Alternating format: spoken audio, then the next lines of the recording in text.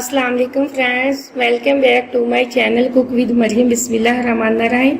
आज मैं आपके लिए बीफ और आलू का सालन बनाने की रेसिपी लेके आई हूँ। वो बिल्कुल होटलों के सालन की तरह बनता है। मैंने यहाँ 1 किलो बीफ लिया है और आधा किलो मैंने आलू लिए हैं। उसको मैंने इस तरह के टुकड़ों में काट लिया है और 2 मैंने प्याज लिए हैं, वो बारीक बारीक टुकड़ों में काट लिए हैं। अदरक है, थोड़ा सा लहसुन है और 4-5 हरी मिर्चें हैं। 1 मैंने टमाटर लिया जिसको बारीक टुकड़ों में काट लिया है और 1 चम्मच यहाँ हमने नमक का लिया है और 1 पिसा हुआ, आधी चम्मच मैंने पिसा हुआ गरम मसाला और धनिया पाउडर लिया है। यहाँ मैंने आधी चम्मच कश्मीरी लाल मिर्च की ली है। ये आप बेशक डालें या ना डालें, ये ज़रूरी नहीं है। यहाँ मैंने गरम मसाला साबुत लिया है, इसमें 1 बड़ी इलायची है और दालचीनी के 3 टुकड़े, 2-3 लौंग हैं और आधी चम्मच ज़ीरे की है। और यहाँ मैंने 1 चम्मच लाल मिर्च पाउडर लिया है। ये घर के मसालों से ही तैयार होता है, इसमें बाहर का कोई मसाला मैं ऐड नहीं करती। यहाँ मैंने ऑयल लिया है, ये मैं हासबे ज़रूरत डालूंगी। अब मैं आपको बनाने का तरीका बताती हूँ। ये हरी मिर्चें, अदरक और लहसुन का मैं पेस्ट बना लेती हूँ। सबसे पहले अब मैंने इसका पेस्ट बना लिया, हरी मिर्च, अदरक और लहसुन का। अब सबसे पहले मैंने एक प्रेशर कुकर लिया, उसके अंदर मैंने जो 1 किलो बीफ लिया है अच्छे से धो के रखा हुआ था, मैंने इसके अंदर डाल दिया। तो मैंने इसके अंदर डाल दिया। अब मैं इसके ऊपर जो मैंने पेस्ट बनाया है हरी मिर्च, अदरक और लहसुन का, वो डाल दूंगी। और जो प्याज मैंने काट के रखी थी 2 अदद, वो भी अब मैं इसके अंदर डाल दूंगी। और 1 चम्मच मैंने नमक की ली थी, अब हम वो इसके अंदर डाल देंगे। आधी चम्मच कश्मीरी लाल मिर्च की ली थी, वो हम इसके अंदर डाल देंगे। ये ज़रूरी नहीं है, चाहे तो आप डालें, बेशक ना आप डालें, इसके बगैर भी सालन बहुत मज़े का बनता है। ये लाल मिर्च जो 1 चम्मच हमने ली थी वो इसके अंदर डाल दी है। ये हम मसाला हम एंड पे डालेंगे जब हमारा सालन तैयार हो जाएगा। यहाँ मैंने 1 टमाटर रखा था काट के टुकड़ों में, वो भी मैंने इसके अंदर डाल दिया।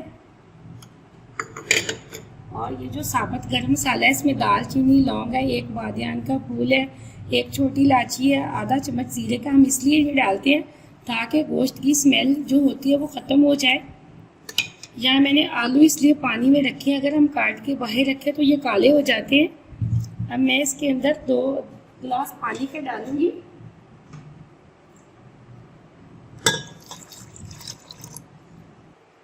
मैंने यहाँ 2-2.5 गिलास पानी के लगाए। मेरे पास जो गिलास छोटा है, आप अगर बड़े बर्तन से डालेंगे तो आप अपने हिसाब का पानी डाल लेना, क्योंकि ये मेरा गिलास छोटा है इसलिए मैंने 2.5 गिलास इसके अंदर पानी के डाले हैं।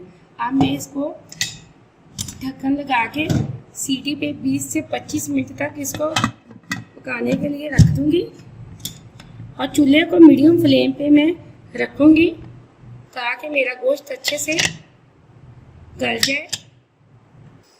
चूल्हे को मैंने बिल्कुल मीडियम फ्लेम पे रखा है। अब यहाँ मैं इसको 20 से 25 मिनट के लिए मैंने पहले बताया रख दूँगी ताकि हमारा गोश्त अच्छे से गल जाए।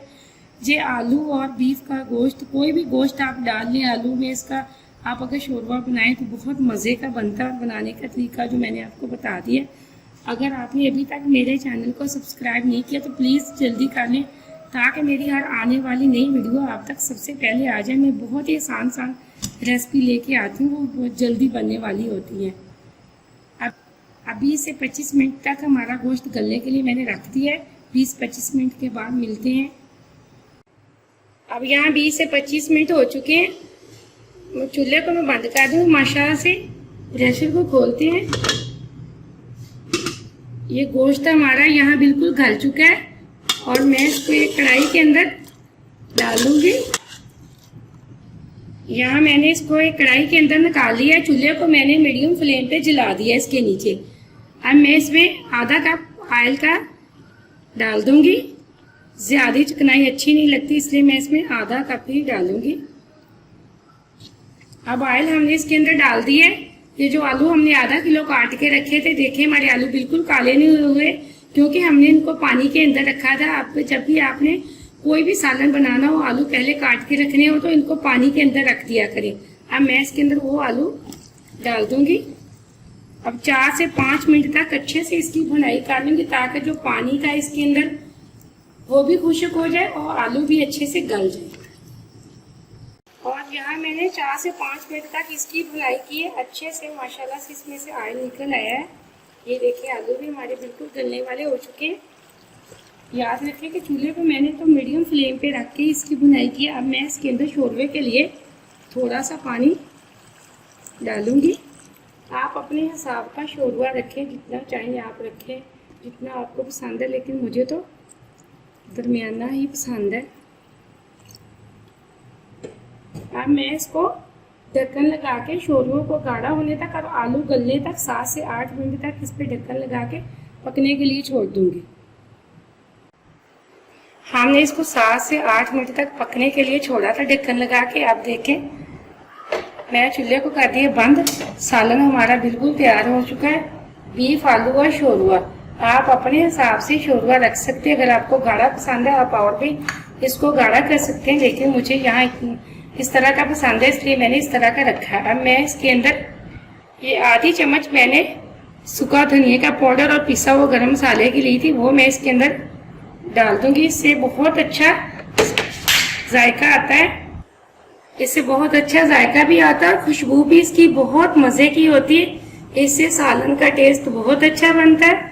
अब मैं इसके अंदर हरा धनिया मैंने काट के धो के इस टोकरी में रखा, ताकि इसका पानी अच्छे से खुश्क हो जाए।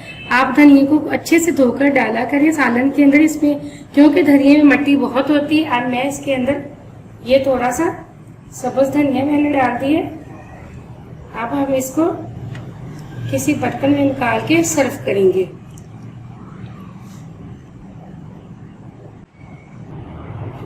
मैंने अब इसको एक बाउल के अंदर निकाल लिया। ये देखिए माशाल्लाह से हमारा गोश्त भी बहुत अच्छा गला हुआ है और हमारे आलू भी एकदम से ये देखिए गले हुए हैं। बहुत अच्छी खुशबू आ रही है। आप इसको, ये ज़रूरी नहीं कि आप इसको प्रेशर में भी बनाएं। अगर आपके पास प्रेशर नहीं तो आप इसको देगची में, पतीले में, किसी चीज़ में भी बना सकते हैं, कढ़ाई में। यही है कि थोड़ा सा टाइम इसको ज़्यादा लगेगा, माशाल्लाह से बनेगा बिल्कुल इसी तरह के। आप मेरी तरह बनाया करें, अल्हम्दुलिल्लाह बहुत अच्छा बनेगा। मुझे अगली रेसिपी के लिए इजाज़त दें। अल्लाह हाफिज़।